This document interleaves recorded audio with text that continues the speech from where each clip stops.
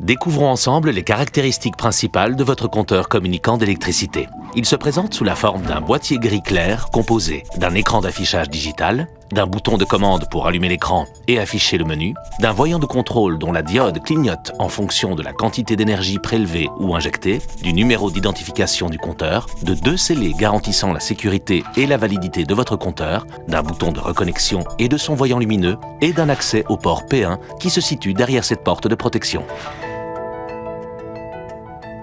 Pour consulter vos index, commencez tout d'abord par appuyer brièvement sur le bouton de commande. L'écran s'allume et les informations défilent.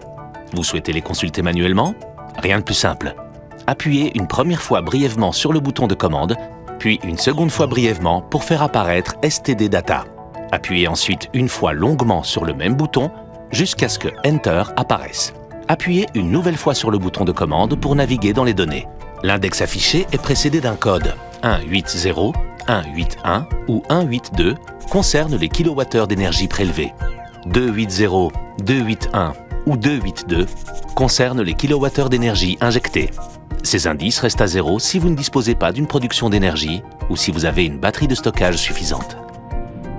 À l'écran s'affiche aussi le tarif en cours, 0,1 pour le tarif en heure pleine et 0,2 pour le tarif en heure creuse, ainsi que l'unité de mesure en kilowattheure. Quant aux autres informations pointées par les curseurs, elles sont détaillées dans nos brochures qui se trouvent sur notre site internet. L'éclairage de l'écran s'éteint automatiquement après 30 secondes d'inactivité. En cas de coupure générale, votre compteur se relancera automatiquement lorsque la panne sera résolue par nos services.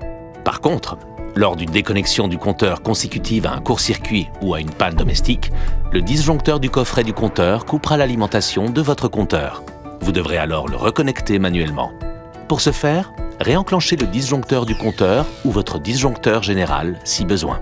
Dans le cas d'une reconnexion à distance, si la lumière clignote et que votre compteur affiche « Connect », appuyez sur le bouton de reconnexion pendant environ 7 secondes jusqu'à ce que le message « Enter » apparaisse.